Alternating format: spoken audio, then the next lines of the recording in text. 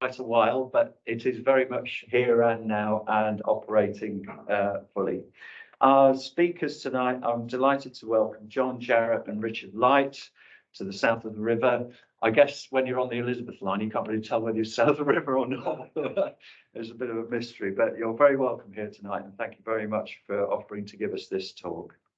For any of you who've been involved with with Wessex Route for any time, John, of course, needs no introduction. Richard plied his trade north of the river on East Midlands for many years before joining the Elizabeth line team. But I'm going to hand over to them both now to give a bit more background about their own careers and present their talk about the Elizabeth line here and now. Thank you, gentlemen. Thank you, Andy. Thank you for the introduction. Hello, everybody. Thanks for coming, everybody. So Richard and I are going to do a double act, hinge and bracket, little and large, Luby and Lou. So hopefully this is a bit of a story about the Elizabeth line and how I've got involved in it. Because actually I've done, I think, 4 previous presentations to various PWI sections. This is my 3rd, I think, for the Wessex section. Been a while since I was last here, so a bit of an update where we are. We're now open, so I'm going to tell you a little bit about what the RAW is doing.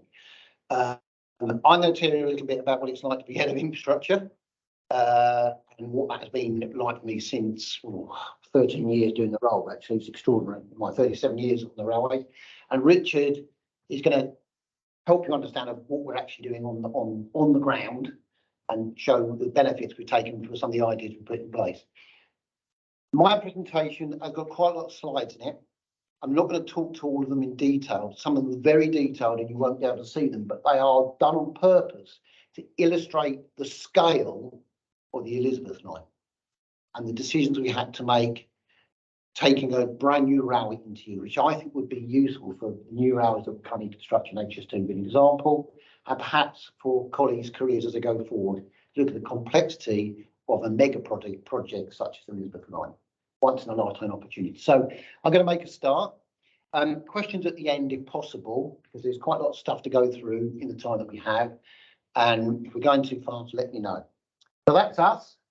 I always put my title with the best looking person at the top. Unfortunately, I made a mistake and put Richard below that. So I'm just going to make this work now. Richard? Just, excuse me. It's when IT issues to come straight away, you can always press them. Yeah, I should carry on the space bar.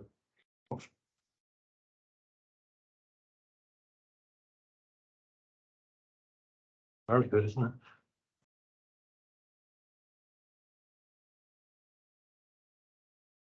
Oh, sorry for the. There you go. Okay, so what's just to give you an idea what's going on? Press, yeah, very comment. Just hit anywhere on this pad. Just tap down anywhere on this pad. Okay, I'll just go back. Yeah. Okay, apologies everybody. No, it's... So that's for the next slide, yeah? Yeah. Okay, so very quickly, who does what? Hopefully you can see that. So the bit in red, first of all, is the new Elizabeth line. And that's the bit I am the head of infrastructure for. So I actually look after that bit in the middle. I'm responsible for it in its entirety. So our railway, my railway, our team's railway is everything except for the train itself. And a few stations that London Underground are responsible for, 5 stations. So we take everything, above ground, below ground, lifts, fire equipment, shafts, stations, track, overhead line, you name it. So we take the whole thing. So when it is infrastructure, it's everything. Basically, the only things we don't maintain and look after are things that move, such as trains, except for escalators that move, and we've got those as well. So that's the sort of bit. The bits either side in blue are network rail infrastructure, and that's the bit that the new Elizabeth line joins up. So you've got the Great Eastern side and the Western side. We also look after various bits across the rail, and I'll explain those as we go through. But some of the stations and the DOO equipment for trains, we also look after because we're looking at system engineering. That the idea is that we minimise the changes that the train driver sees whilst driving a class 3, 4, 5 in the system. We've aimed at the driver. That's where we think, and that goes from experience from years ago when we offered the driver lots of different opportunities to read different signals. So we try to do something different. It is quite complex. So hopefully we can.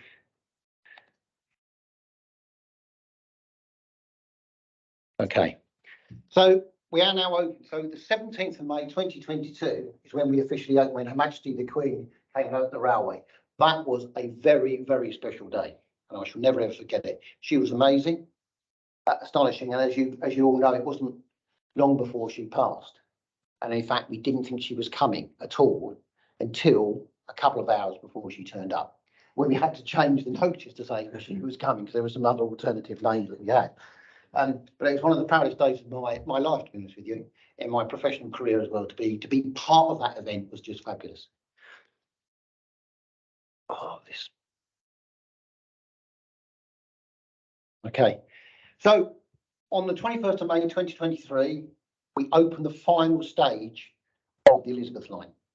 Now, there's a lot of detail here, but this is for you to take away and have a look at the slide. So we are now running 24 trains per hour in the central section, and you can see there between Paddington and Whitechapel, and you can see how the service spreads throughout. So it's actually a very, very complex railway. One of the challenges we had on the Elizabeth line is the contagion of delays. You can imagine a train coming in from east or west, bringing a delay into the system and affecting all the other trains. Thus far, it's gone very, very well. But you can see how complex it is, and that's what the end product looks like. That's what you will now get. That's what we now get. Potentially one day, up to 30 trains an hour, potentially longer trains as well. So at the moment, it's being built for the trains that you now see, 9 coach trains, but it could extend, because actually the infrastructure in the Crossrail or Elizabeth line has been built to take longer trains. But it means that we just need to extend the platforms into the full length of the tunnel, but that's what we've done. We could actually build wider trains as well, safeguarding the railway for that in future. At the moment, the only passenger train that can go through there, or the only train that goes through that's not in possession, is a class 345, but it's interoperable. We've had to make the railway fit for use for different trains in the future. Is that now working? Thank you. Yeah. So how's our performance? Just to give you an update. We're now carrying about 685,000 passengers each week, which is a fantastic success. It's 160 million journeys since May the 24th, 2022. It's just over a year. So we're pushing the numbers. 9 million revenue a week. Very important for TfL. Really important, actually, to pay back the money that this railway cost, of course. And it's exceeding what everybody thought it might do. And the performance has been up to 96% PPN. We've had a few bad days, but not many. It's doing very, very well. So everybody's delighted. A couple of pictures there at Paddington, just to give you the scale of the place. If you haven't been on the Elizabeth line, go down and have a look at the size of the stations. They're like cathedrals. In fact, Canary Wharf Station, the brand new station, if you take St Paul's Cathedral and lie down in the dock, it will fit in the same length that the new Canary Wharf Station fits in. Significant structures. And when they were being built, they were unbelievable caverns before they were fit out. But please have a look. And actually, the environment is lovely. Very, very lovely environment. So actually, I used to moan about the details that the architects used to go to, but now I can see the benefit of it. It's a total experience from the top to the finish. So I thought that would just give you an update where we are. Oh, sorry. It's getting used to it. Apologies, everybody. And this is where we are. This is up to March 2023. This is a year's worth of information. So this is before the 24 train timetable came in. And you can see that we've achieved 85% top of the pile in the United Kingdom. Now, we haven't got the most trains in the United Kingdom. We have actually got probably just got blank. Yes, it has a habit of doing that. For those on the call, apologies, give us a couple of seconds.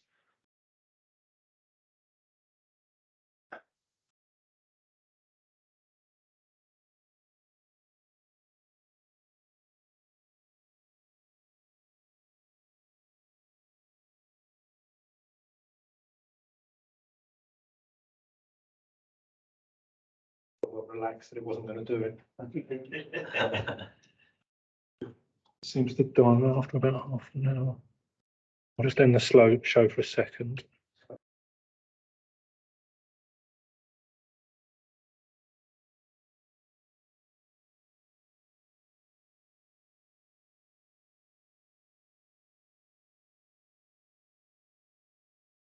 Clever touch. It was a contradiction. If you can remember this, because we're likely to end up doing it again at some point as well.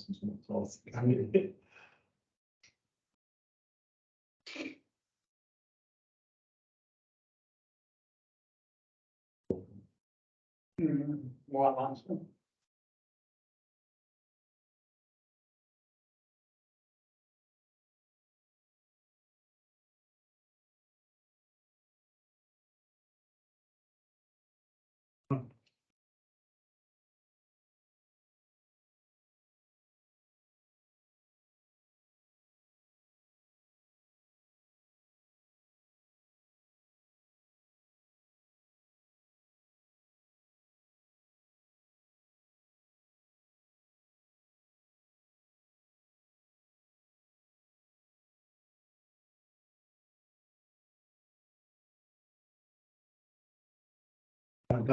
Hopefully we get another half an hour, if not a bit longer.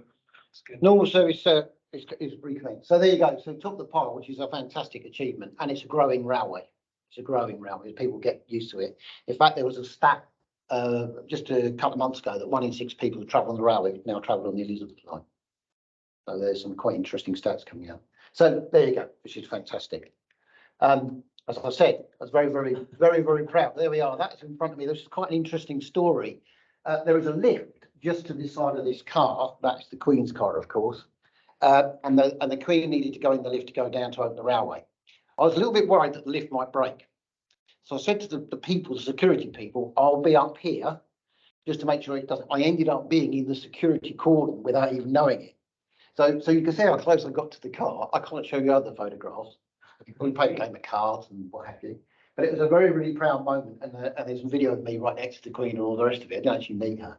But this was my experience. And you can see up there, I had to set something out. So I actually joined Crossrail as a mains manager in 2008, and I was embedded into the team in 2010.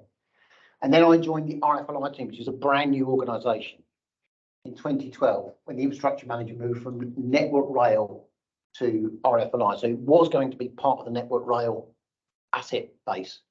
I was asked my opinion of that, having worked there for a couple of years, and I suggested to Network Rail that probably wasn't the best idea at the time, because if you remember, Network Rail had lots on their agenda, East Coast Main Line, West Coast Main, and all the rest of it, and this was a very challenging thing.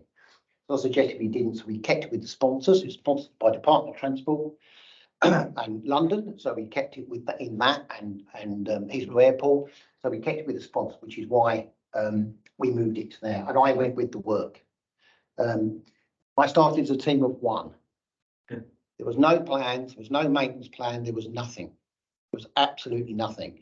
So I drew that from my experience and colleagues that I'm talking to now, and other people, some experience I've gained over my now 37 years in the rail, but at the time about 25 years. So that's where I bought it from. And as you can see the red strap line up there, leadership is the capacity to translate vision into reality. What I found in the rail is lots of people talking about things that might happen. What we had to do was make it happen. Not everything has happened as we wish it had, and we have other things that have been more successful than we thought they would be. And Richard will probably talk about those later. Just quickly, so I was invited into the team early. That's the big thing about major projects. Get the person that's going to run it into the major project as early as possible, as a critical friend. Not a project manager, as a critical friend who understands what the railway's got to do. Because if you don't understand what it's going to do, you'll never get something. You'll just get a thing that's built. Actually, it's a railway we're building. Now, I think the biggest mistake on this railway was it was focused on civil engineering, not on being a railway. So actually what happened, it was a tunnel built under London and a railway was put through it.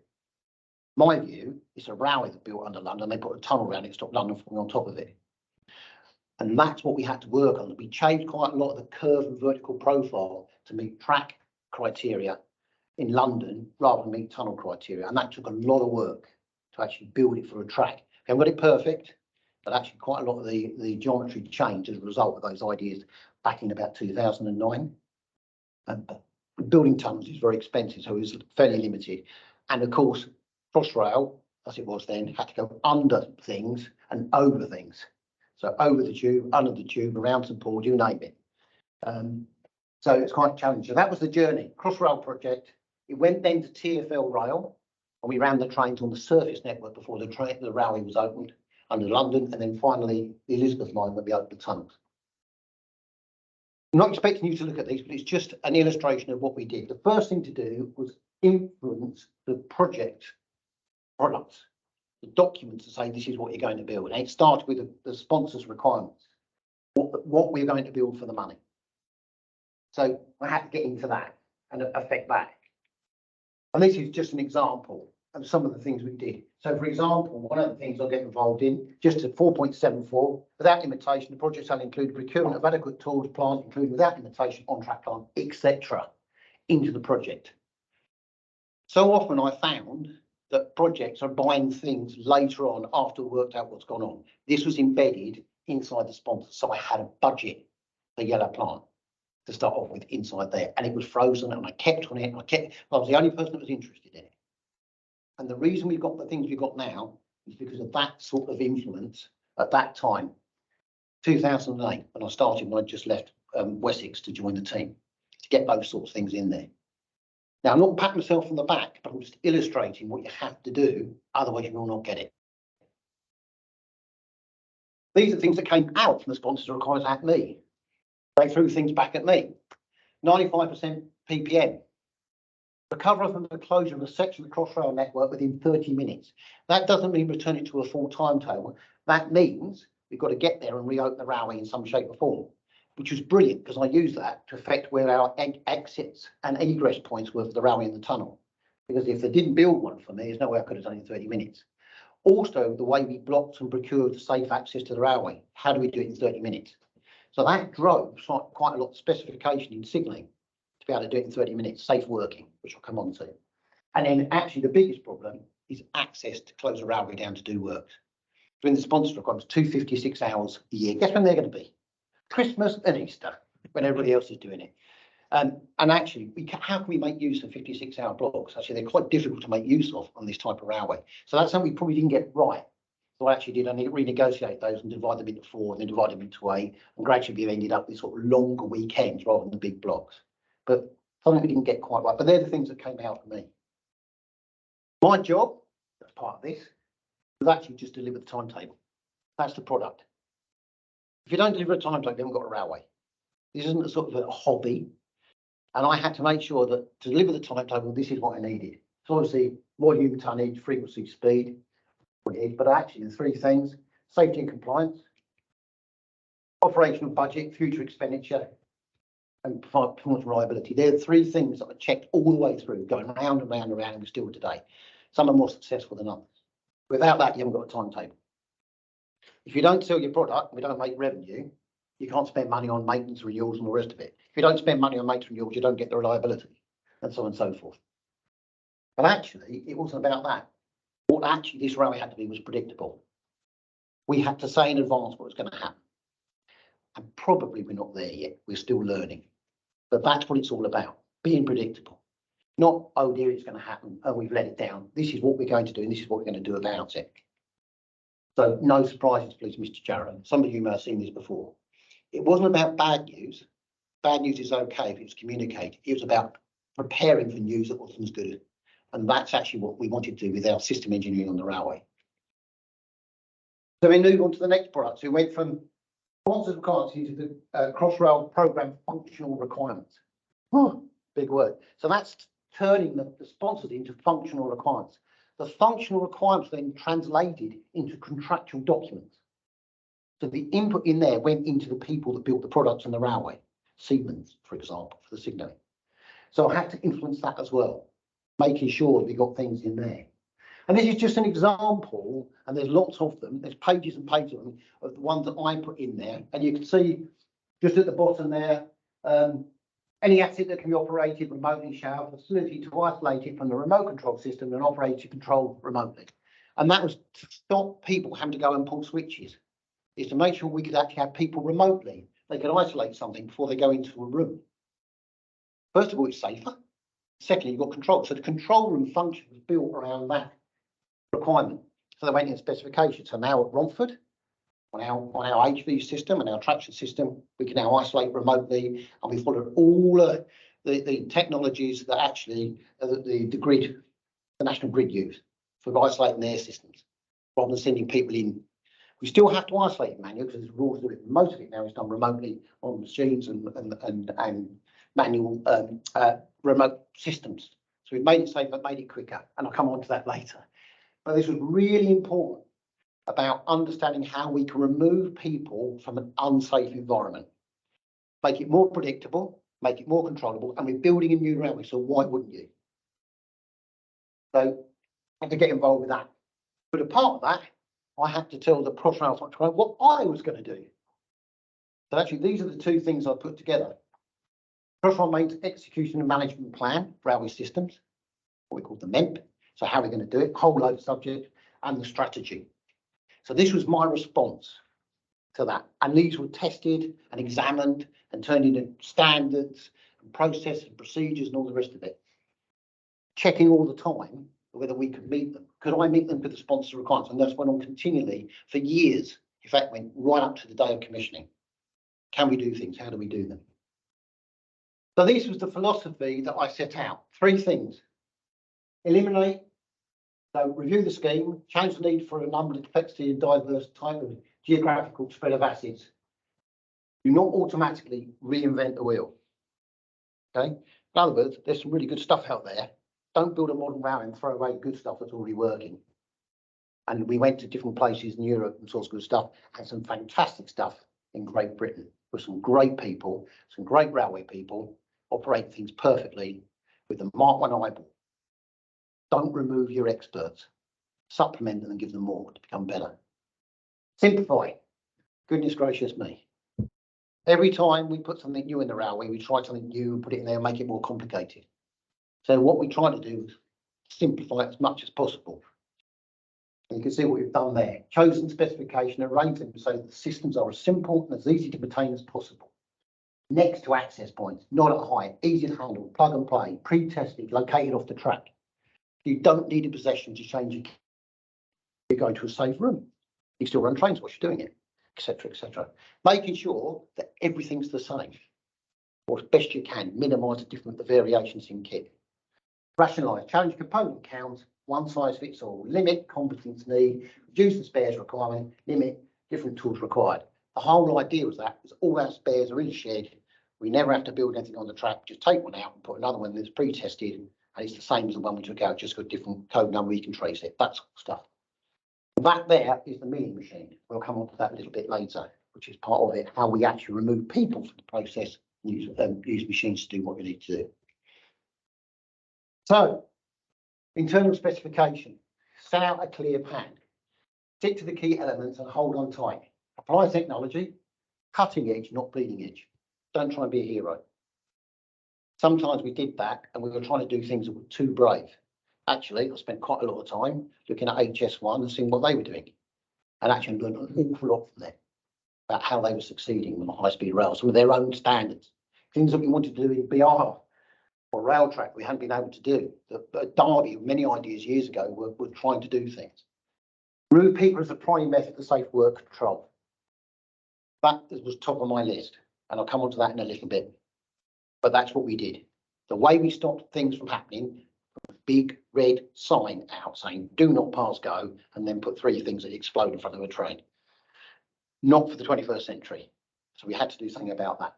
One size fits all, as I said, and be a learning organisation, grow the application and trial. So the important bit for me was to take responsibility of the railway before we own the railway and actually became accountable for it.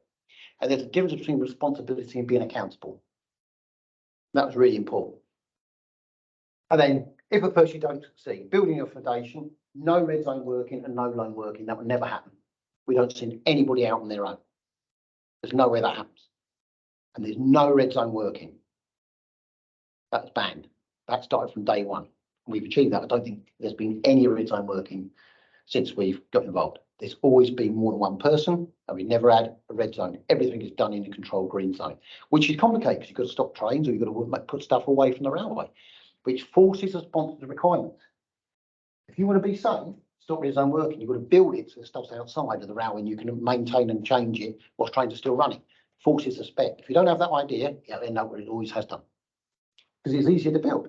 Measure twice, cut once. Plan, plan, plan. Professional planners. Not just a team in a back room. Engineers are professional. Maintainers are professional. In this organisation, planners are professional. So often go out to a railway.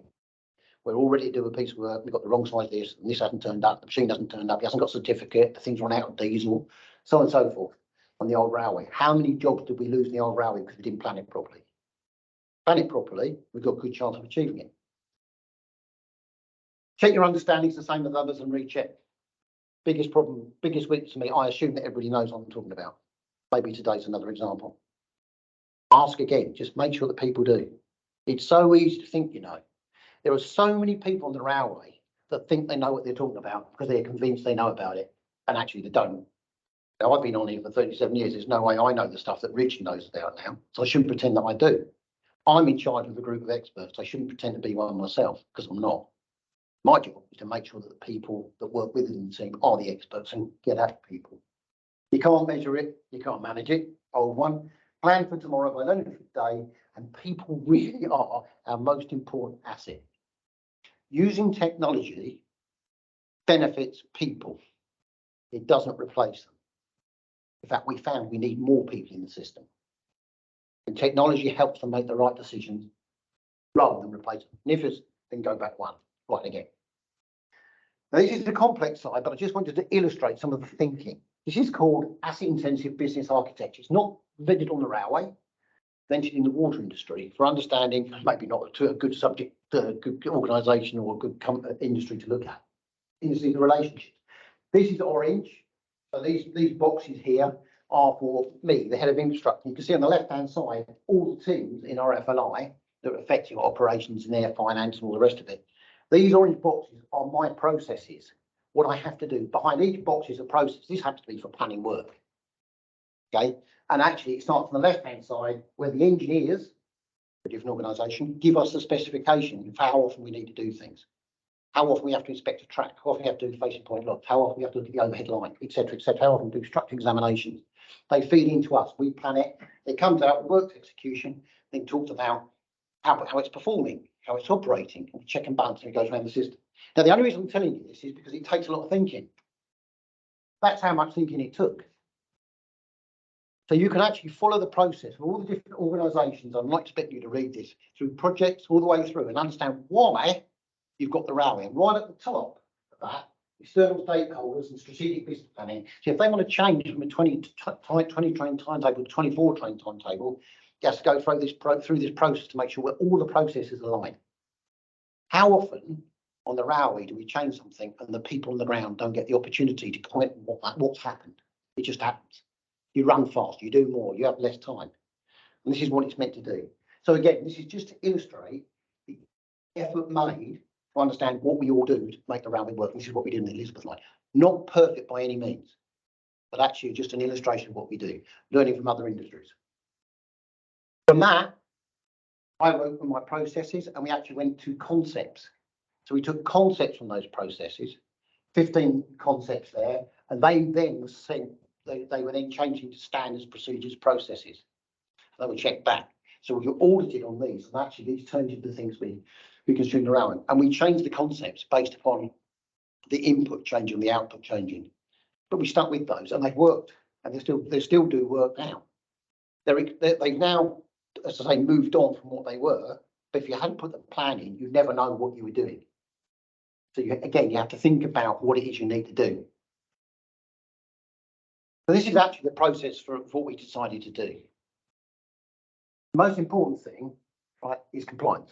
We've learned that, and I've been out to many places that actually, if we lose compliance, we lose speed, we lose the volume of traffic. We've got to control. That's why actually engineering, PWI, or many of us involved in that to make sure the railway is compliant. Don't forget, I'm talking from an infrastructure point of view, but it's pretty much. So then what we did, we said, well, the mates engineering, they pick up their standards from the engineering colleagues that they determine what to do. So Richard, as our track engineer, tells me, he tells me what I have to do for him.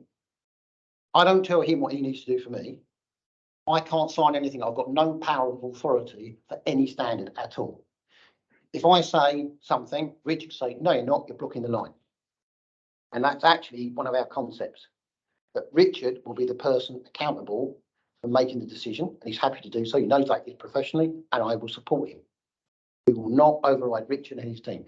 When we look at a review of where Richard's made an action, taken an action, we will sit down with the team and discuss whether we can improve it or what have you.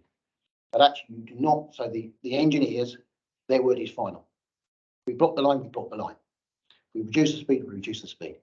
No doubt, no messing, done. So they do that, and they say, look at a piece of work, and they think, well, it needs to be done. So it goes into what I call the professional team. Now, the problem is there are thousands of jobs in a planning team, as you know. So we have to determine where it goes. And quite often, it will go in between a plan that's already there. So these people have to work out what it is we're not going to do to achieve this, and what is it we can do whilst we're doing it. To make sure people are safe, the plan is safe, and the power's off, and the trains are stopped. And this is what we're expecting, no surprises. That work is planned. It's given to delivery people who are professional deliverers to do the work. Now, I have found in my years on the railway that quite often the people who deliver the railway aren't necessarily very good at planning it, but they have to work together. You can't have one without the other. I don't think we've got this absolutely right, to be honest with you, but we're learning. We're learning. And when we do that, we send it back to the engineers and they sign it off. So they sign the planner. So every time we go, every week we go through a cycle, plan to review, everybody else will do it. And the engineers will confirm that what the work we plan to do was executed in a way that needed to be done to keep the railway compliant. If not, the restriction stays on and then we refund it. So that's how the organisation works. And I'm split into three areas, and that's what we do primarily. People. Wanted to focus this just quickly on that slide. That driver, bit of an old slide actually in McLaren. My son used to work at McLaren. Would be Lando Norris. He comes into a pit. He's there for how long? Not very long. A few seconds. Then he goes out and drives at 200 miles an hour, knowing that everybody on that team has done everything they need to do for him to go 200 miles an hour again. New wheels, new brakes, whatever the case may be. That's what people are about. It's relying on your team to give you the tools to do what you need to do. And that's our job. That's my job. This is a long slide, but I just wanted to, you don't have to read it all. This is just for your information. This affected me personally, because I was at Wessex at the time. I was at the Woking patch. And actually, I was looking after the poor thing. And Michael Mungovan was the person who got killed at Vauxhall Station. The reason it affected me is the person looking after him, I had spotted a few weeks before working somewhere else. And strangely, and I'd never done it before in Wessex, there were a lot of people there, I decided I didn't think he was safe and I took him off the track. That's the only person I ever did that to directly. A few weeks led Michael Mungovan to his death. And I've always thought, how come he got back on the track? Because I didn't put him back on. So I've always thought, what can I do about this? And the simple thing is remove people from the track. I put a system in place that stops them wandering around the track to make safe systems work for everybody else. Michael Mungovan was killed because he was putting out safe system work to stop people being injured because the train's not stopping. This has personally affected me and drove what I have done on the Elizabeth line to try and make it safe for people to work, which is why there's no red zone working. In fact, this actually changed the rule book. Went to coroner's court. I was in the coroner's court for this, and there was one particular stage where a certain group of people, I won't name them, were blaming me for this death because I put the other person back in, which I hadn't. Now, the coroner saw this and undid that, and I was fine at the end. But I was sitting next to Michael Mungovan's girlfriend, and I didn't know, in the court. When I did find out, I didn't know what to say to her. We just say, sorry, nice to meet you. None of us ever want to be there on the railway. And there's a couple of other things that affect me as well, going to Ladbroke Road and other places that really make me think about this railway. So what we wanted to do is actually take that lesson and actually work out how we can get people doing work in mixed disciplines rather than waiting for somebody else. The classic point failure, signalling team saying the tracker got to come out, the track go out saying the signalling team got to come back in. Actually, they go out there together and they work as a team. I know that young people on the railway get really frustrated with that. Why can't I do it? So why don't we make them competent? We're on this journey. We're on this journey. It's not doing for union reasons. In fact, the unions are very happy with this because we're going to do it in a controlled way, and we have been working alongside them, give them competence, and people get better rewarded for it. So actually, from a managerial point of view, we get fewer people, better rewarded with bigger skills, and we keep them competency profile. So everything's about competency. So the whole team is about competency. So we've got a whole load of people that do LV, low voltage work. We've now upskilled them to do HV work. So we've got HV and LV workers now working as one team. So we've got fewer people with a broader competence, and they're being retested and they're safe and they're doing it now. So it's working. So go for it. It can happen, but it's got to be absolutely regimented and recorded properly so you can see what's going on.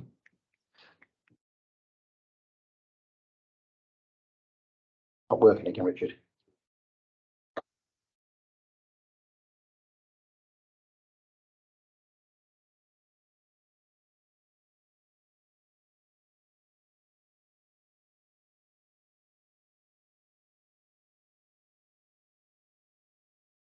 Is it frozen? Just press with the left hand. Is it working? There you go. Yeah, just press with that left hand button. Okay, thank you. Apologies, everybody. And I'm going to crack on a little bit now. Right, so, and then we have the Crossrail products. So again, back in, these are the things. So in here, we've got strategies, development plans, principles, boundaries, that name things. These are all things that actually build up the railway, which we need to influence. This is a main development plan. And again, not for you to look at, but just to show the complexity of a new product. Basically on the left-hand side are all the products that went to contractors to build, which we had to test. On the right-hand side, all the IMs, and what we had to do, Network Rail, London Underground, and what we had to do in our part of the railway. And the middle bit is whole life cost. How much it costs to do that. So we have that to look at as well. How much budget do we need? So in 2017, before we put passengers in central operating centre, we opened TfL Rail on the GE. And that really was to run the class 345 train, 7 coaches long, reduced length unit, to see how it worked. At that particular time, I became responsible for most of the station. So it was telling us our systems and process, how we were operating them. So we're just learning how to take responsibility for stuff. That 2017, a long time ago now. And we found lots of challenges for those stations. And now being completed, a lot of construction work was going on. And sort of level boarding and what have you. So that's gone really, really well. So that's how we tested it then. In 2019, we opened the railway at stage 2. So we started TfL Rail, started operating from Paddington High Level. So these are 2 bits of railway now running from Liverpool Street to Shenfield and Paddington out to Reading and into Heathrow to stage 2. To start off using the class 345 and getting MTRC drivers used to running the trains on the network and how they all bed in getting reliability. Here we took up the DOO systems in both places to make sure that we had a system-wide view because it's the same DOO system that's used in the central operating section. So again, based upon the principles that we put together, so it's the same at Reading as the same as it is at Shenfield. Our maintainers were operating it and got used to it. We had a handover strategy and plan, again, a busy site, but just to show what we had to do. So you can see the trial running was from the 27th of 2021, and we had to get everything ready for that. And this is the path where Crossrail would change from being the lead contractor into RFLI being the lead infrastructure manager. And we had to become the lead infrastructure manager before Crossrail was complete. So that was quite a difficult thing to do. We didn't want the whole thing just to change on one day. So we took responsibility for things whilst the rail was still being constructed. And that was a challenge in itself because things had to change to allow that to happen. But there was a big plan. And they had stage completion plans and all sorts of stuff to say that things were at a stage and were good enough to operate. One example we had was maintenance on behalf of what we call MOBO. So Richard and his team on maintaining the track system for the contractor, the Crossrail contractor. So it was built, wasn't handed over, it was being used for some test trains. So we took responsibility for the track, but it was still the contractor's accountability, which meant we knew our asset before it was handed over. We did that also on some shafts and portals and a couple of stations to learn all the systems.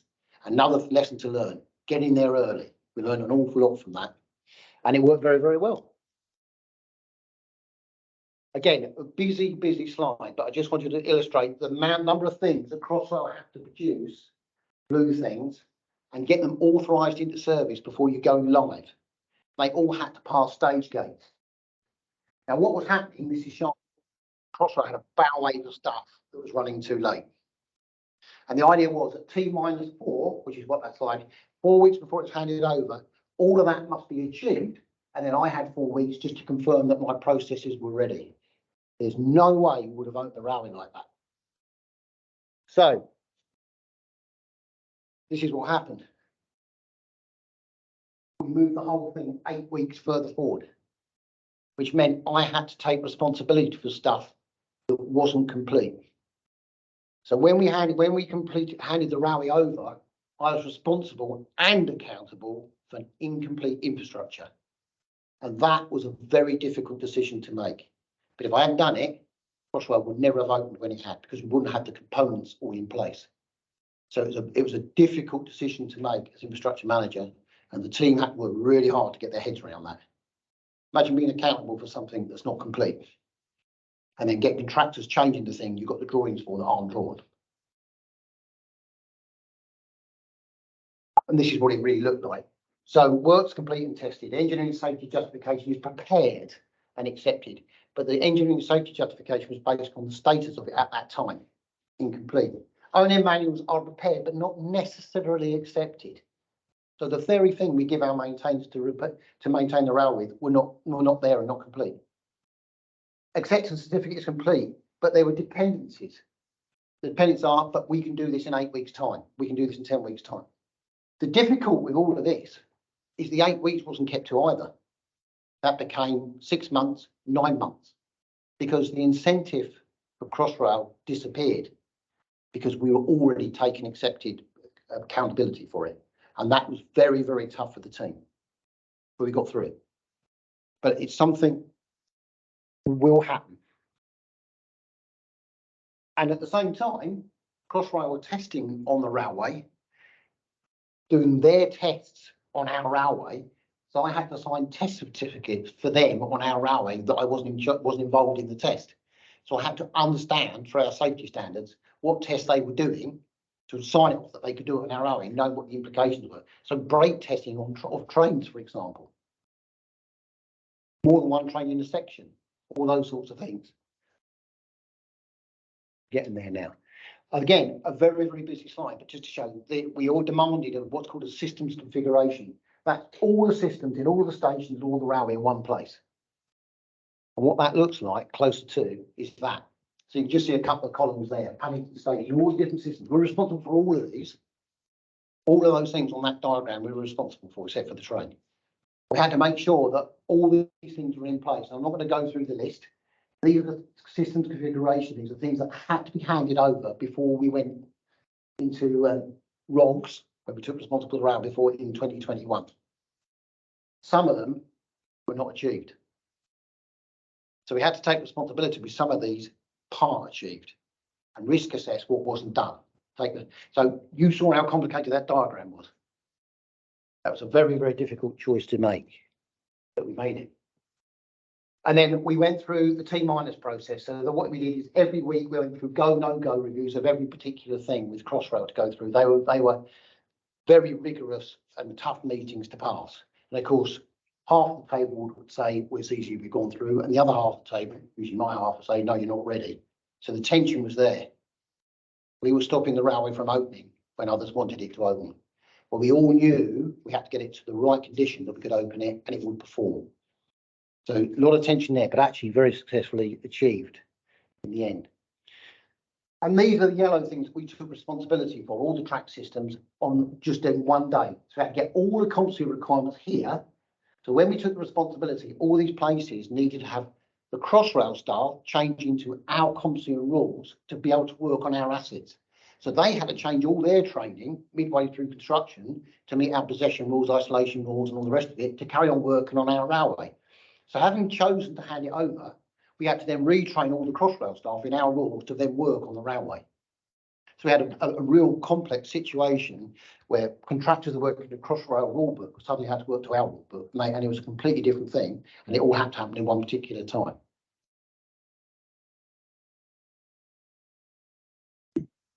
And then I became infrastructure manager on the 27th of March 2021. That's me at midnight, having taken over the railway, and that diagram became mine on that particular night.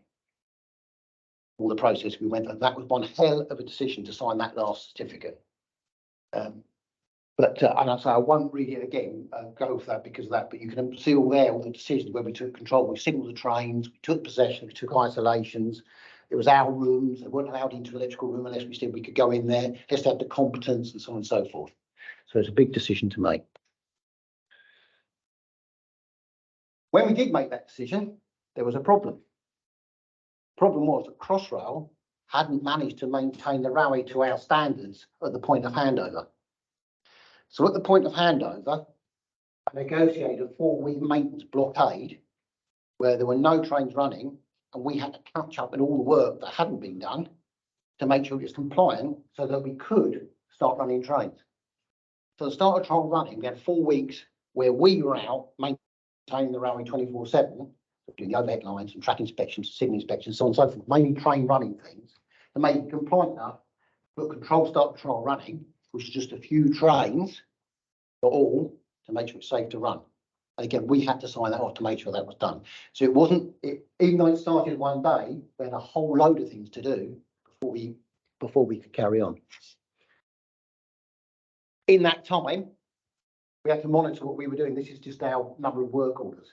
And you can see on that diagram, green and red. Right, so obvious is the number of it, but the red ones are things that we've done later than the date we set them to do. So you can see all the time we were playing catch up. And that's because of the bow wave stuff we had to do when we handed over. There was more work to do than we thought we had to do, but we had to do it to keep it compliant. And the job was keeping these things compliant and run the railway and carry on doing it. And that's what we've achieved to do. And that is gradually improving. That's taken a lot because you're still doing an awful lot behind you to catch up in front.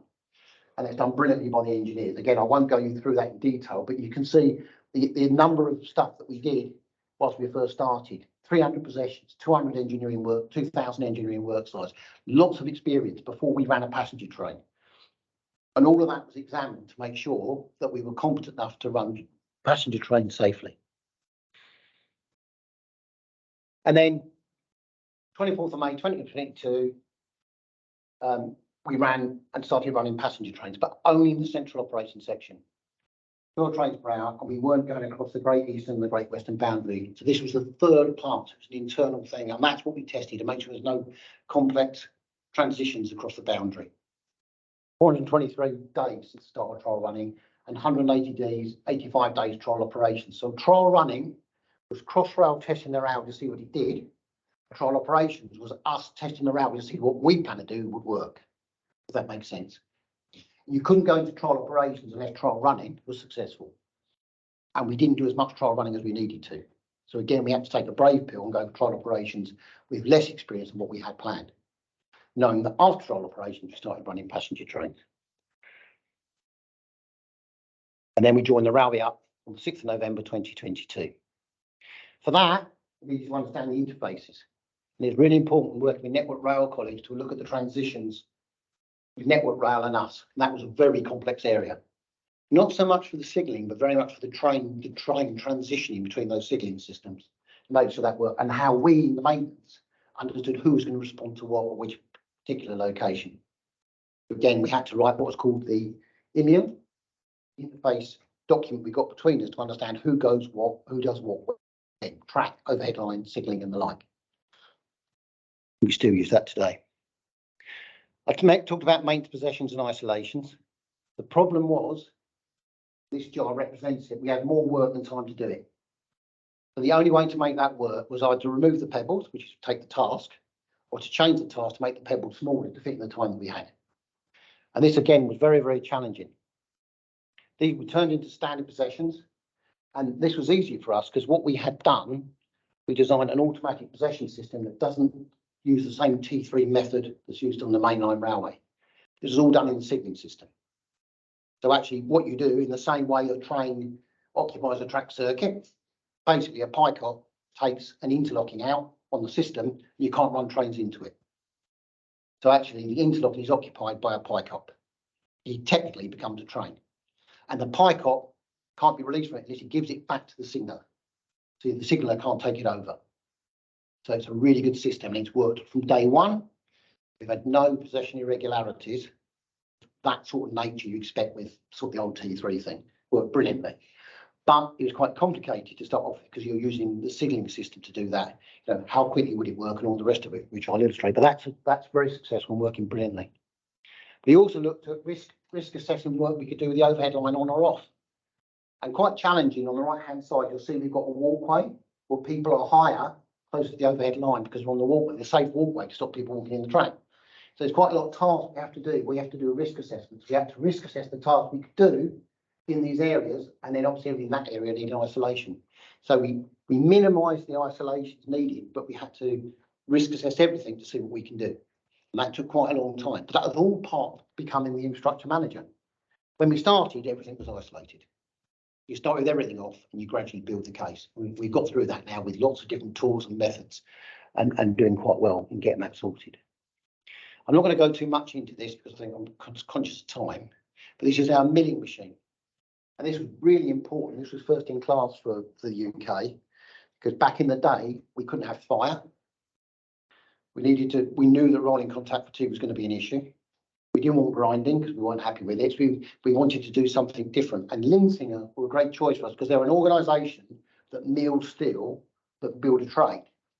Whereas before, I think we've had people that build a train that can try and mill steel. So this is focused on a milling technology that's on a train, rather than train technology with a bit of milling. And I'll let Rich talk a little bit about that. I think you picked up on that, don't you? Yeah. And this is our maintenance train.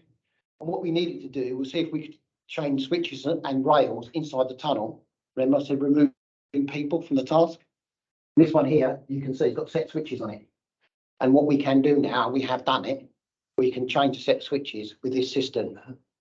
So actually we can change set switches without lots and lots of people going around. We're getting better at it, got a bit more to do, get it right. But the system has been designed now. So that's a single, because a lot of the tunnels are single track. To change the set switches, you need the space to do it. So you have to use the technology. So we've now got a train that can do that and work inside the tunnel. That's working very, very well. That's a design that we came up with. It's all come from our people. We spent a long time working with Robel to put that into practice. Also, we can change a closure rail with the off the back of the wagon as well. So we can put a closure rail in, we get a problem, and use this train to do that. So take out closure rails.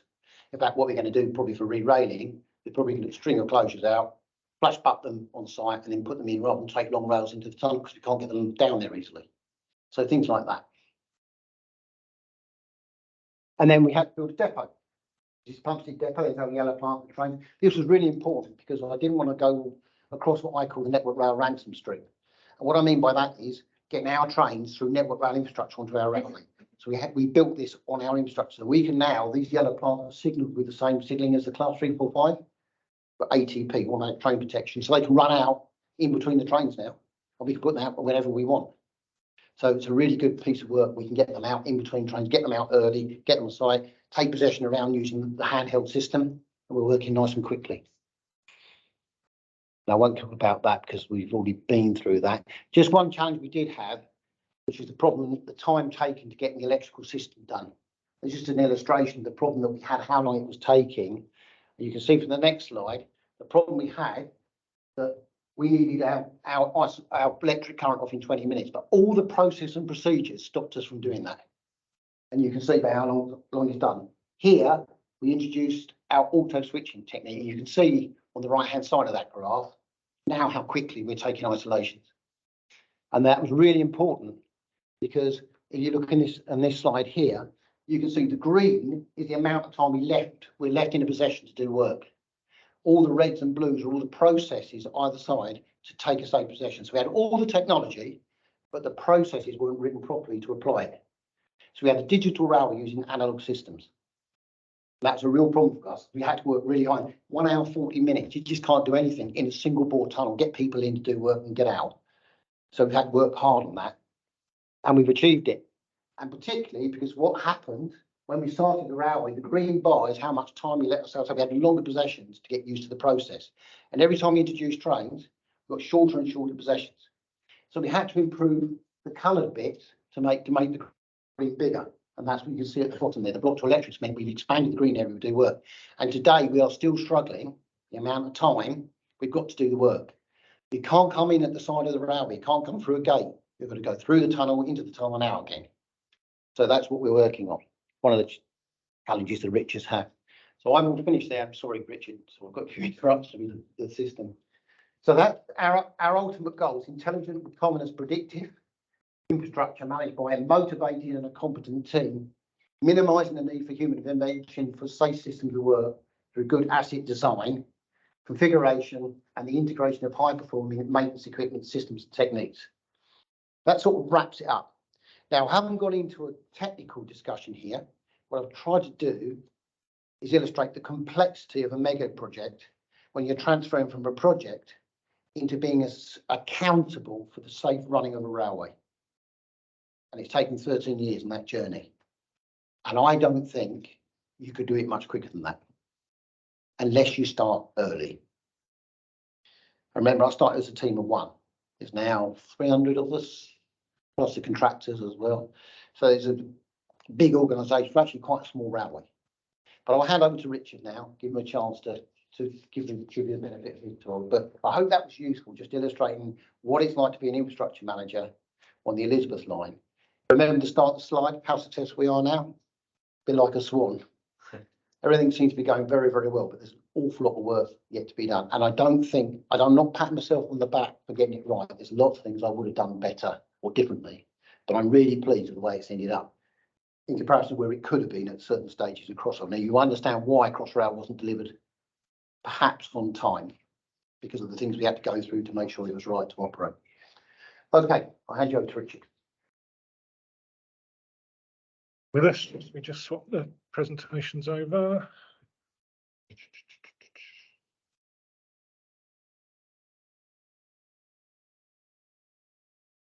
While Paul's doing that, just introduce myself. My name's Richard Light. I am the infrastructure maintenance engineer for track for Rail for London, working within John's organisation.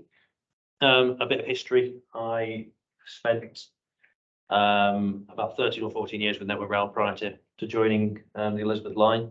I worked my way through the various technical roles up to being a TME for the last 6 years, managing the section of track between St Pancras and Bedford. Well, I got the call in about 2017 to come down and join the Elizabeth line, and it was something I couldn't really refuse. The draw of a brand new railway, the technology that was being talked about, was really too good to turn down. So what I'm going to try and do is touch on a lot of the things that John's talked about in his presentation, but using an example of the infrastructure monitoring vehicle to do that. John spoke a lot about the methodologies that we're going to use to maintain the railway, predict and prevent being one of the sort of mainstays of the maintenance strategy. This tool was in a very early concept when planning for the Elizabeth line. John mentioned about ring fencing money for yellow plant. And this is one of the key elements that we use. This is the infrastructure monitoring vehicle, which is effectively our version of the NMT on Network Rail. But you can roll into that as well, the UTU and the structure gauging train as well. It does everything in one package. And the beauty of that is we can have all these data feeds all aligned and look at every single data feed together. So I'm just going to run through the various systems that are included with the IMV. So that, as mentioned there, just the track geometry and rail profile, video systems and pattern recognition, ultrasonic eddy current testing. We've also got a rail corrugation analyzer because as part of the Crossrail Act, there are certain areas within London where we have to comply with certain levels for ground-borne noise and vibration. So that's included with the IMV as well. laser gauging, video systems, and then ultimately the integration of all those data feeds and the subsequent analysis of those. All of that then feeds into post-processing, trending, and our asset maintenance strategy. Touch on a little bit, I won't spend long, but the project approach, how we approach that as a project and took it through from initial design concept through to construction and testing. And then some future technologies that could be incorporated into the IMV in the future. The system overview there. So this is in the engineering shed down at Plumstead. We've got a facility there that undertakes all the maintenance on our yellow plant fleet. So all the brains of the system are contained within the yellow box, and then the actual systems are mounted to the wagon themselves. So responsibility for the animation, someone a lot cleverer than me did that. So the lot one, basically the contracts were divvied out in lots. So track geometry and rail profile was one, video recording and defect recognition, eddy current and ultrasonics. And we can highlight them on this diagram here. So this element here is the pattern recognition system. Track geometry and rail profile for that top corner up there. So that's what we use the laser systems and the various systems to measure the track geometry. Lot two is the video and defect recognition system. These are mounted on the ends of the wagons there, high definition cameras, and picking up very similar images to you get from those from the NMT.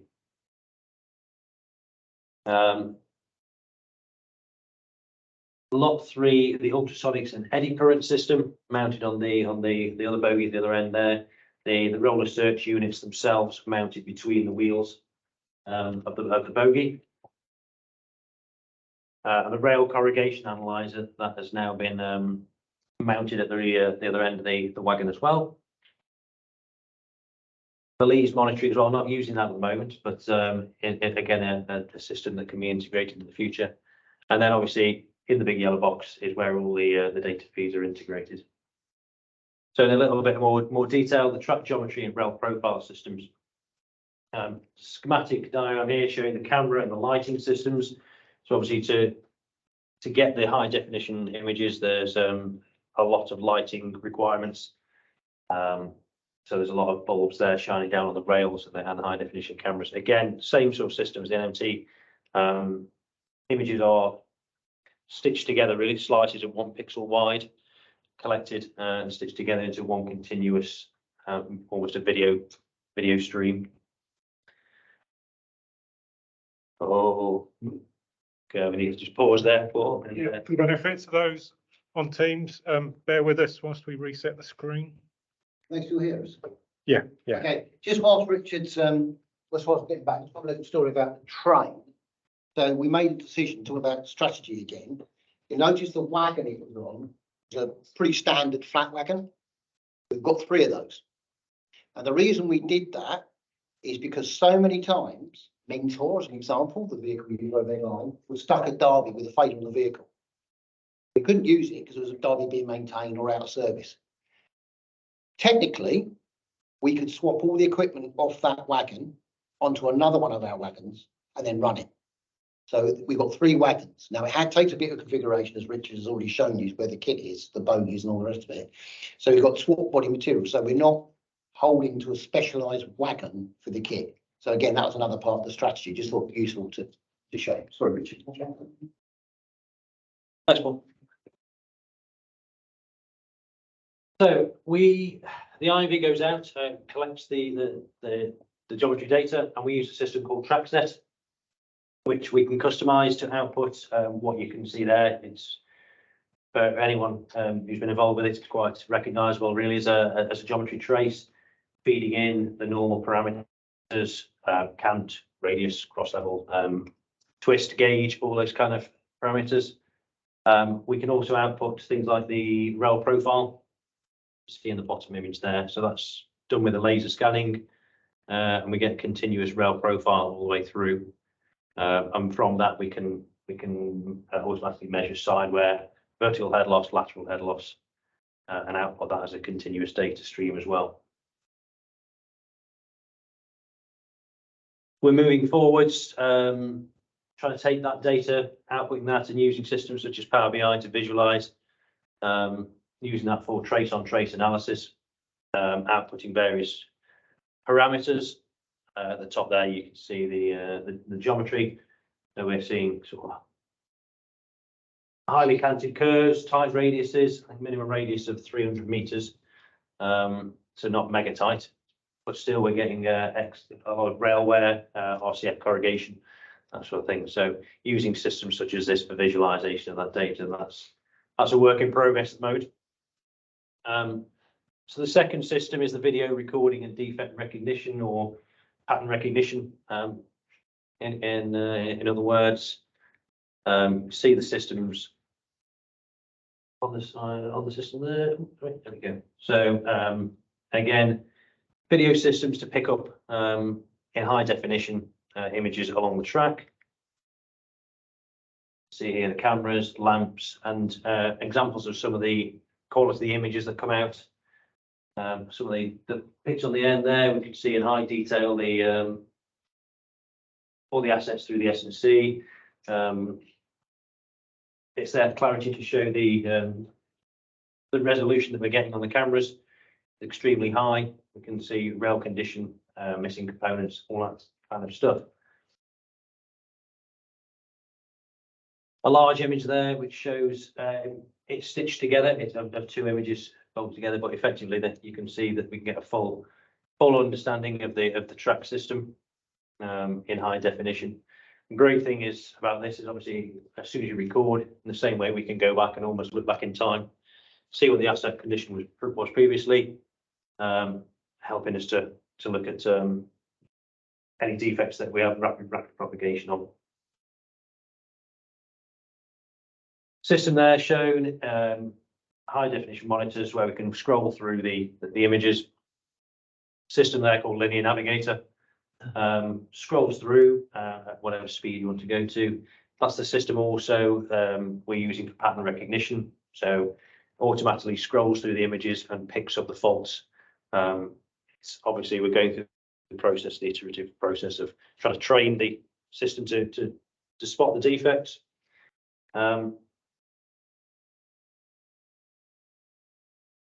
You can see that video that works. So you can see it scrolling through there. See, I think the quality of the pictures there is pretty exceptional. These are some of the snapshots. These are the automatic image captures where we've got missing fastenings. The example system goes through, finds those automatically, presents them to the operator who goes through and validates the faults, either identifying them as hopefully correct detections and weeding out the false positives.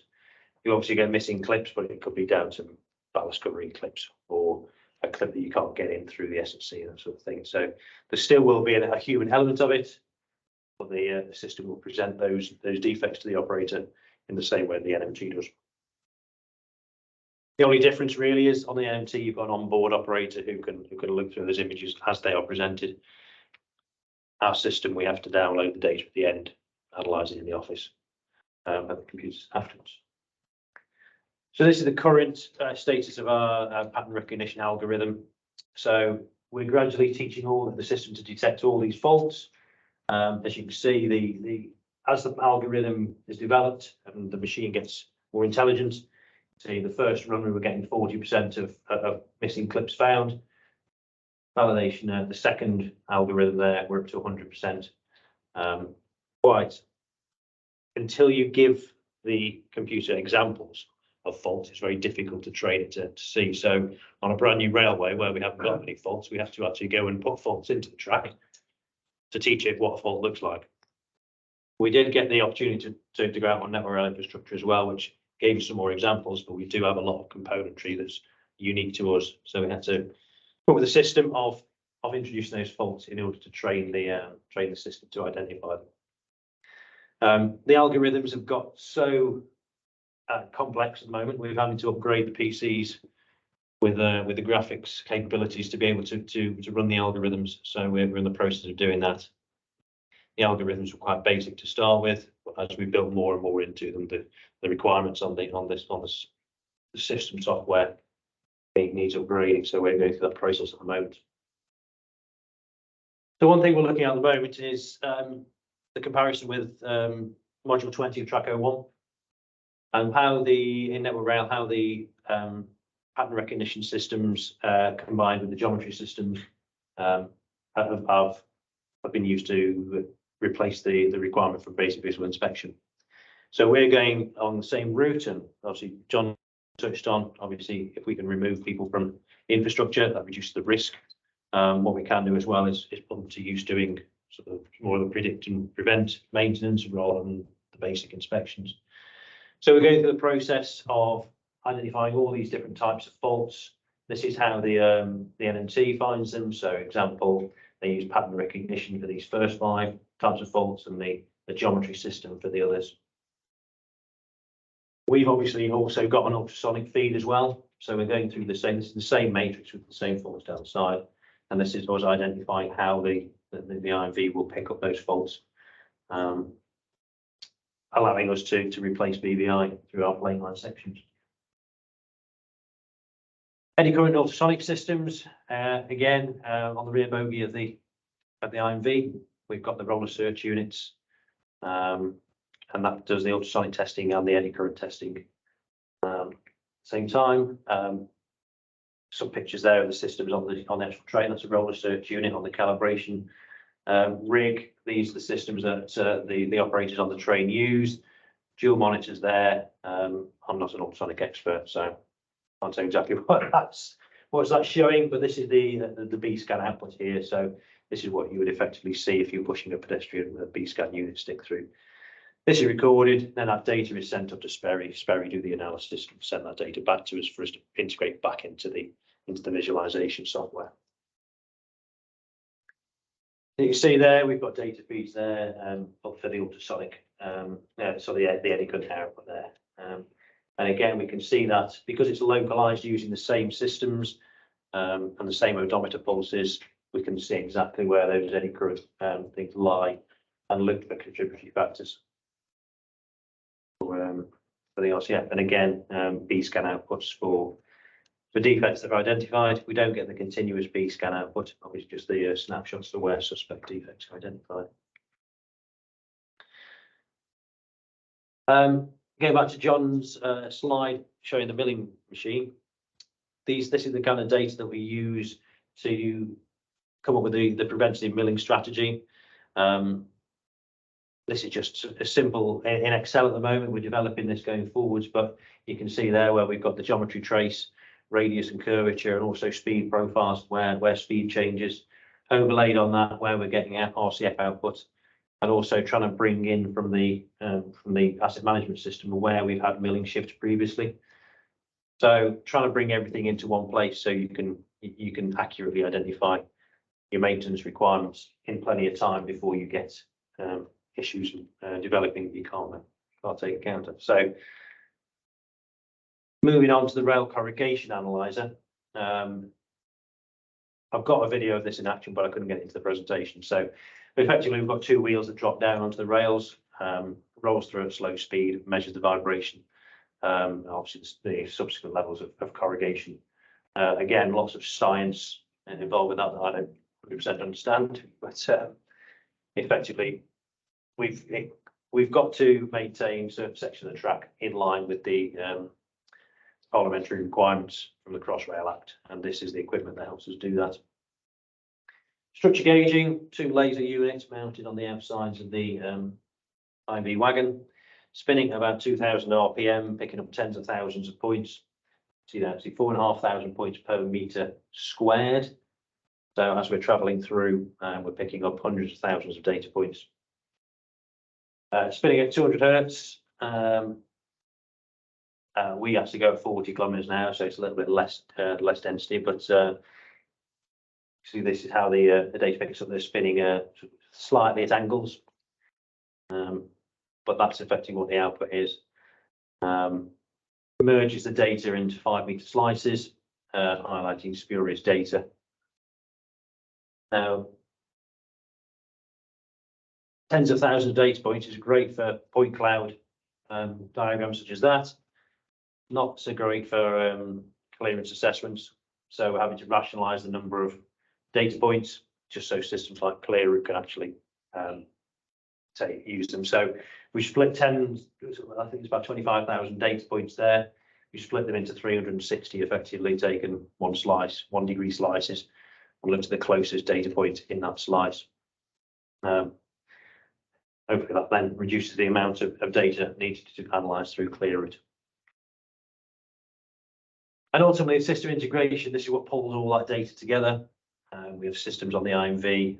Everything has an odometer pulse aligned with each packet of data that's collected. All of that is tied together, so everything is synchronized. We transfer the data from the IMV using removable NAS drives, and this is the server unit that is currently in Plumstead. That's going to be integrated into the One London network over the next 12 months or so.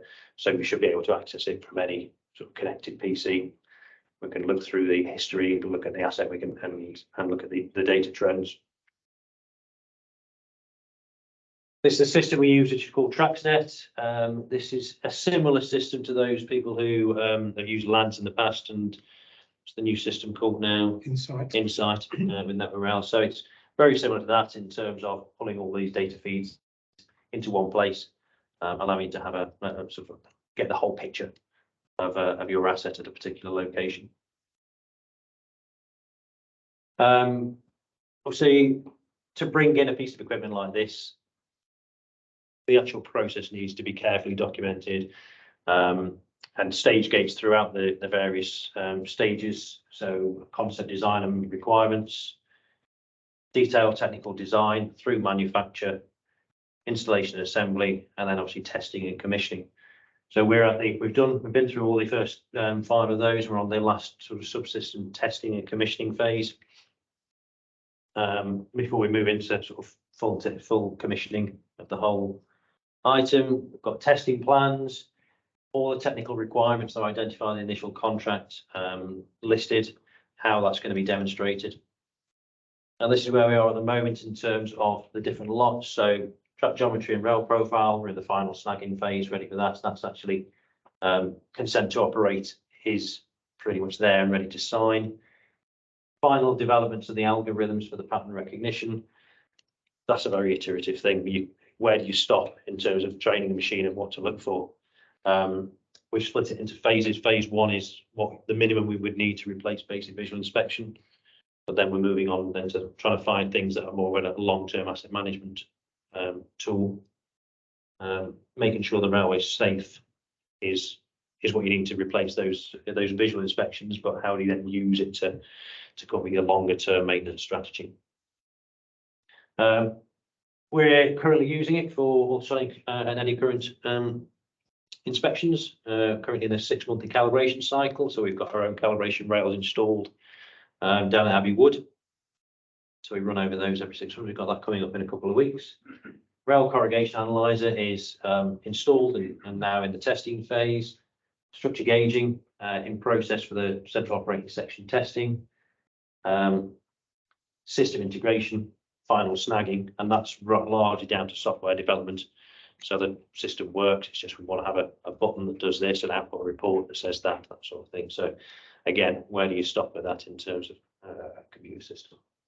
So these 2 ones down here that are in progress are the future developments. I'll do that in a second. So in order to validate the machine, we went out on network rail infrastructure and basically followed the UTU and the NMT around and then compared the data that was achieved by both. That's the area that we use. I don't know if that's anyone's patches who are here, but we followed it sort of around the Kent Triangle, various places. And these were the outputs. So we were looking at the repeatability from the data received achieved by the NMT and the UTU and that were achieved by the IMV.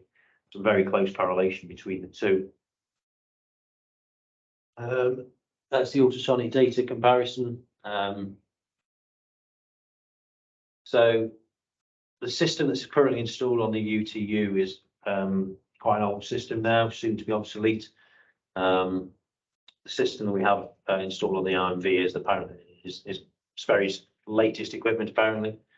94% hit rate confirmed from the B scans and known track features also detected and verified as comparable. So where the UTU found a 6-hole block joint, we found 6-hole block joints, etc.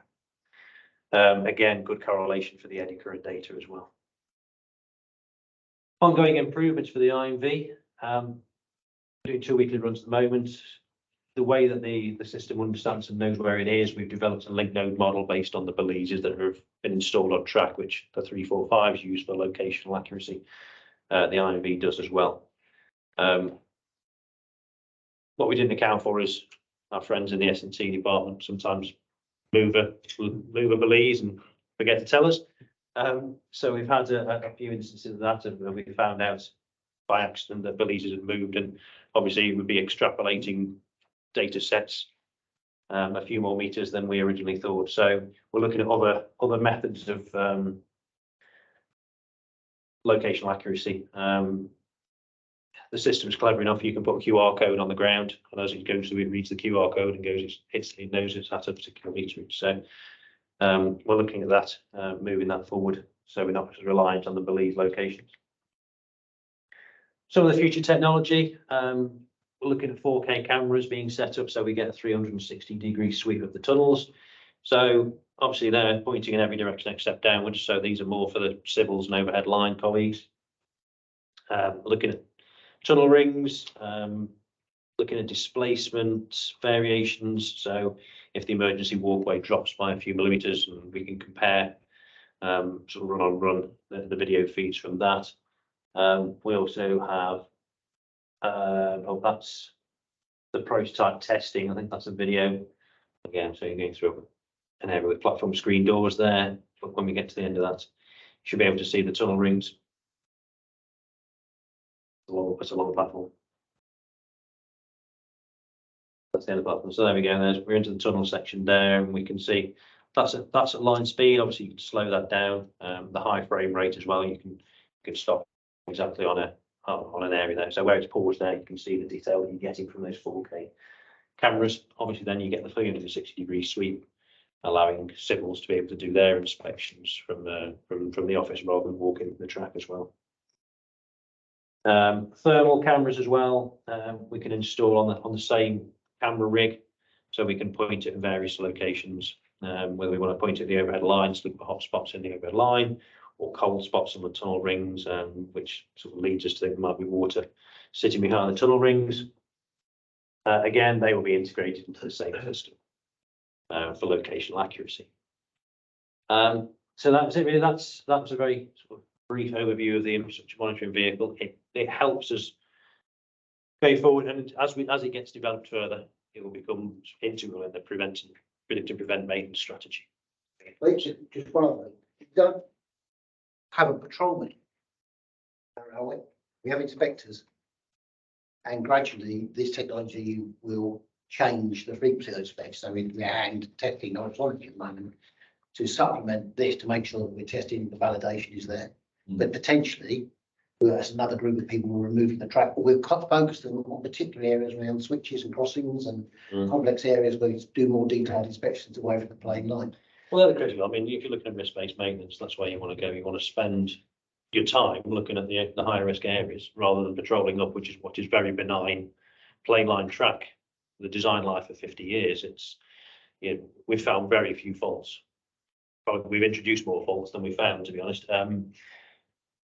But we are having issues around S&C with switch wear and crossing wear and all that kind of stuff. So the track category matrix in terms of tonnage, we are off the scale. The diagram isn't big enough to cover the tonnage that we have on the Elizabeth line. So if you extrapolate the curves down, even though it's 60 mile an hour, it's category 1A track on some of the western sections.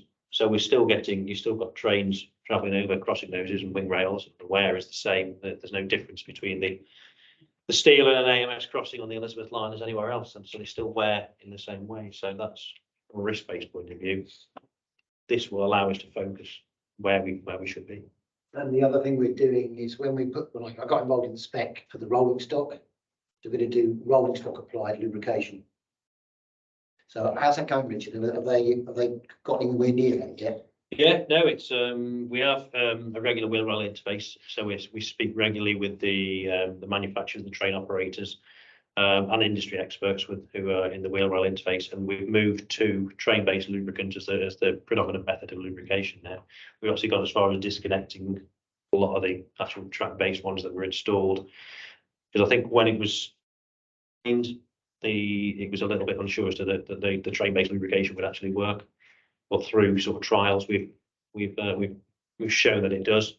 We're not getting the wear that was predicted if you didn't have it. So it's preventing a lot of the railway.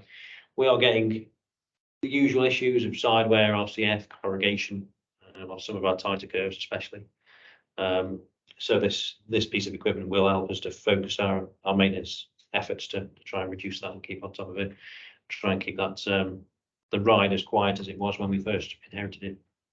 And then hopefully we've got 3 Class 345s that also do track geometry recording.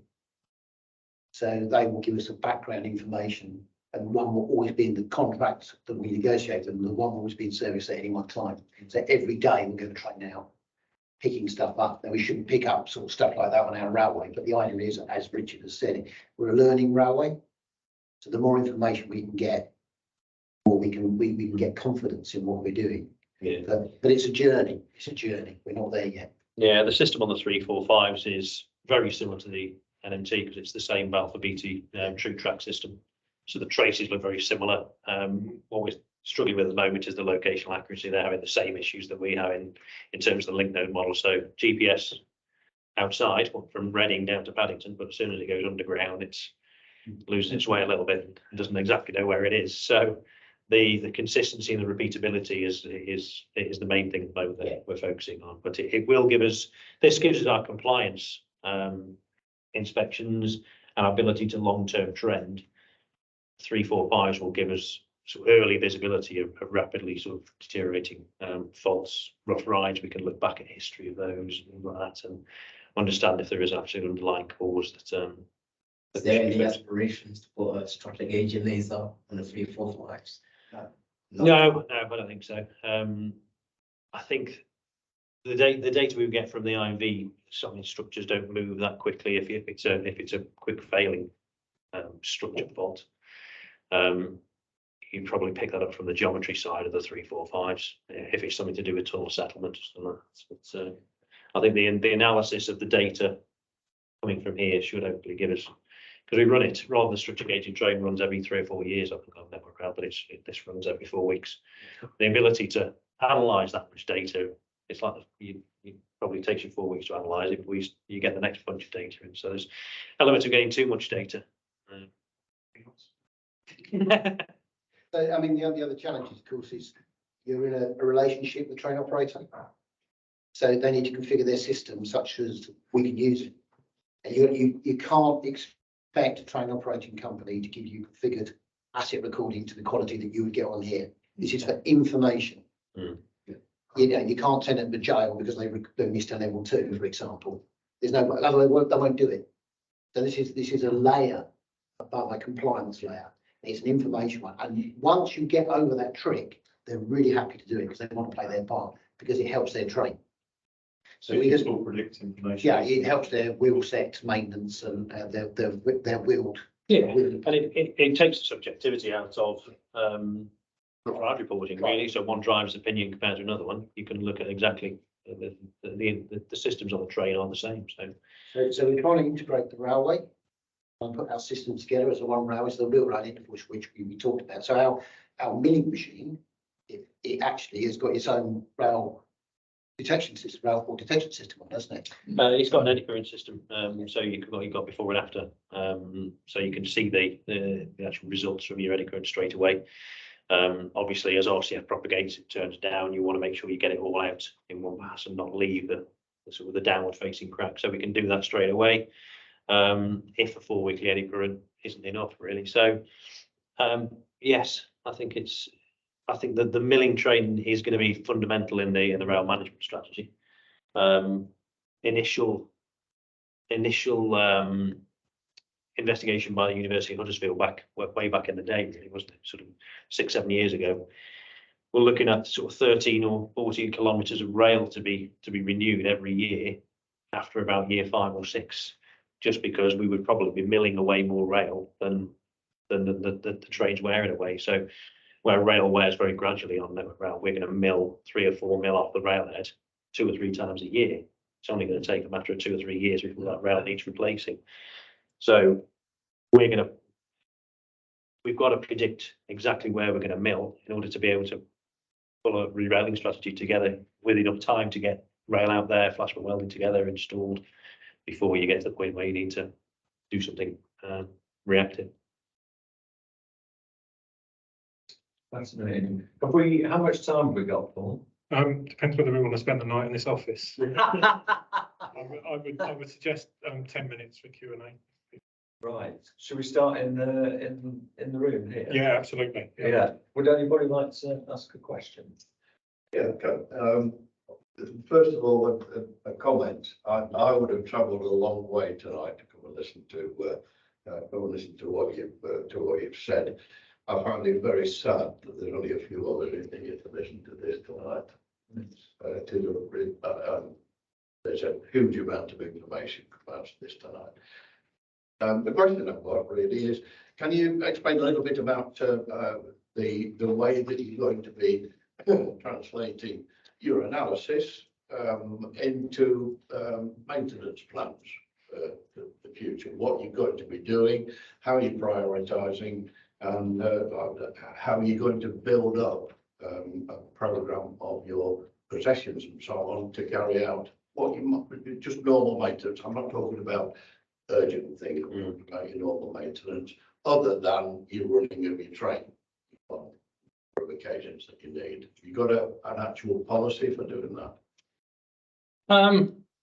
It's continually being built. The more we learn, the more that plan develops. A lot of the information will come from the IMV in terms of where our risk areas are, but obviously geometry to geometry, where we have tighter curves, we're going to have a higher rate of wear. So we've risk assessed the whole central operating section, so we know where we're likely to get higher rate of wear. We've got the input from Huddersfield University study from before.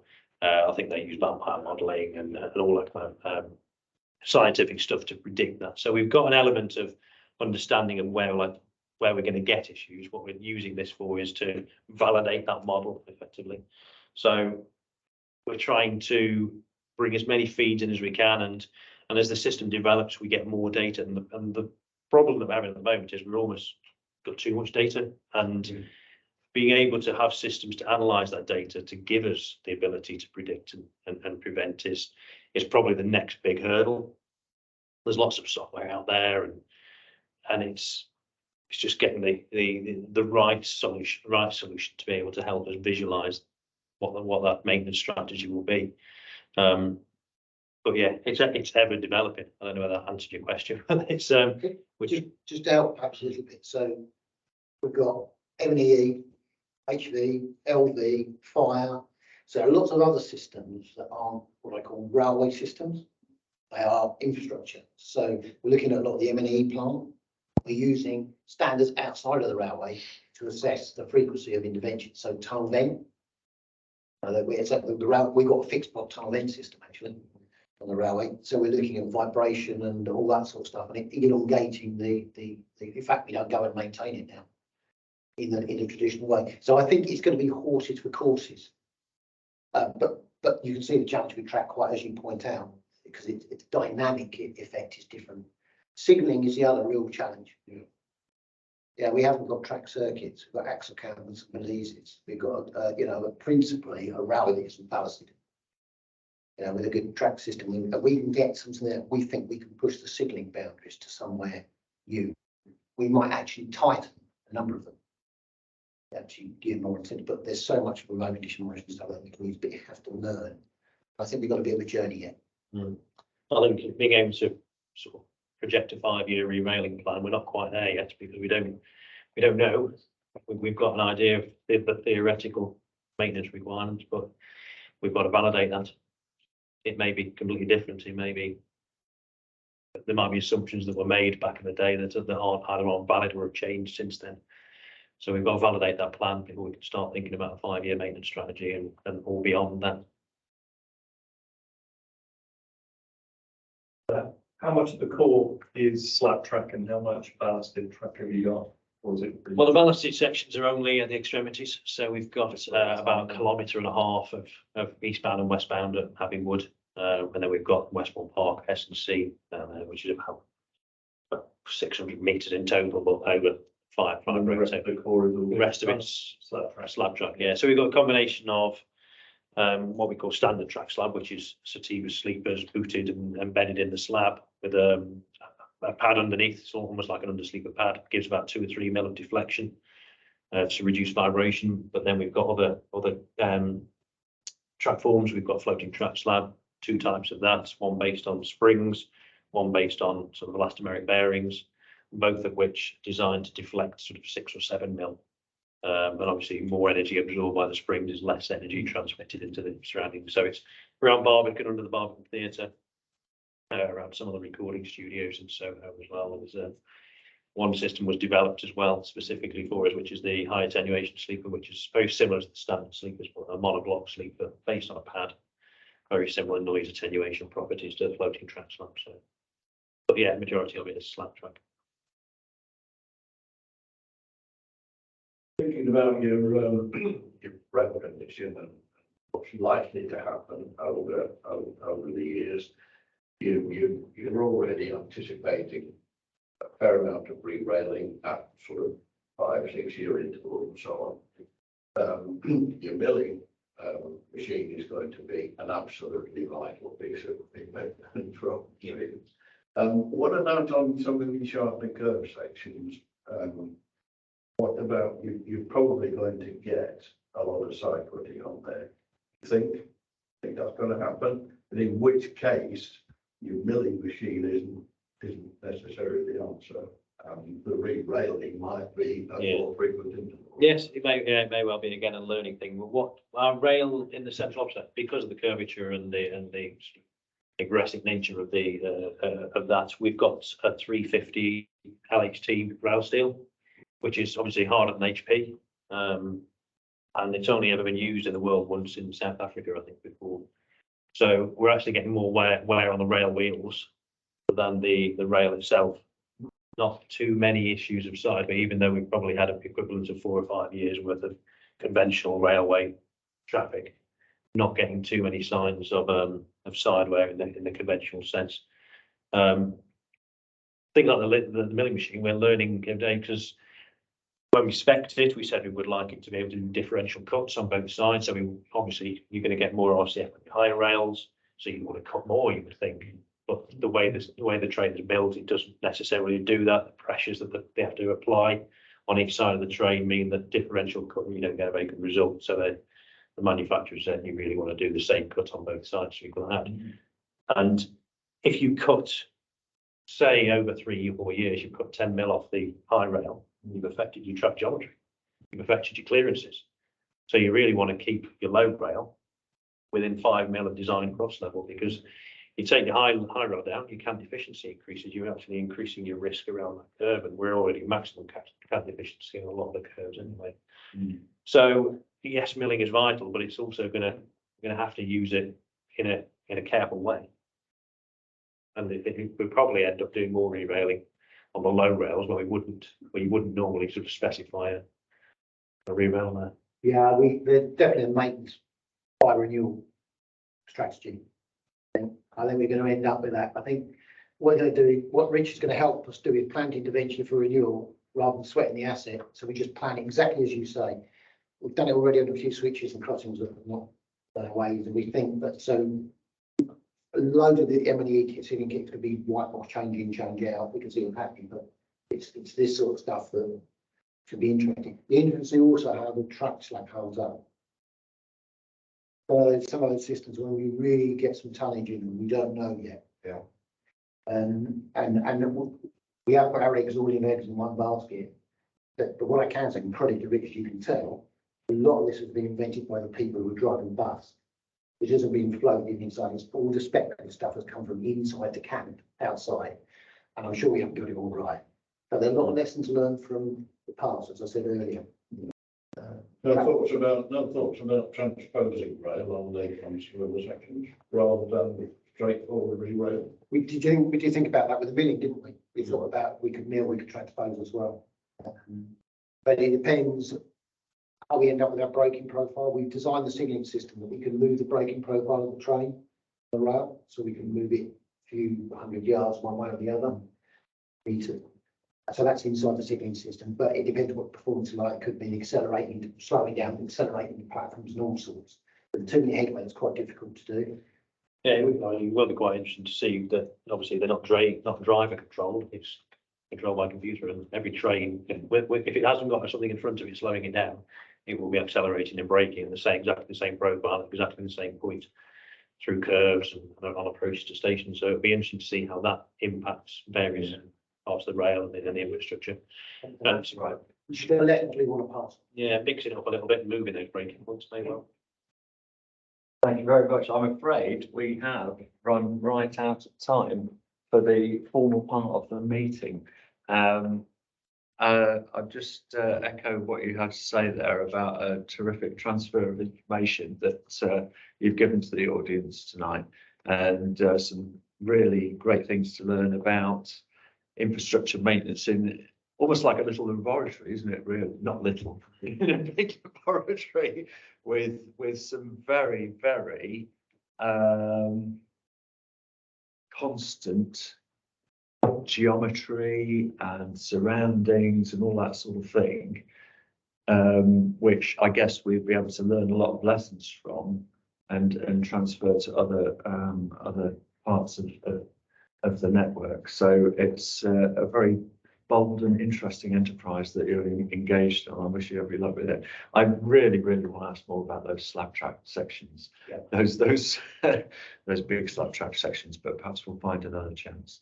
So thank you very much to everybody who's come here tonight. Thank you very much for the people who've joined us online as well. But thanks especially to you two guys for coming and giving us such a fantastic presentation. And it was really great to listen to it here tonight. Thank you very much.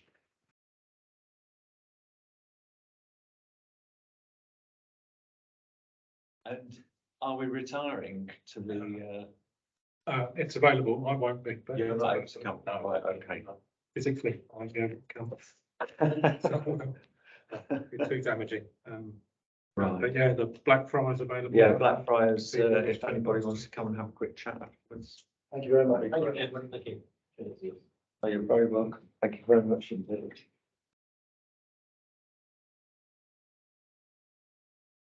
You could shepherd people out here and a little bit possible. Yeah, happy to do it. We've got well, so by confidence thing, we've got our own internal training. Yeah.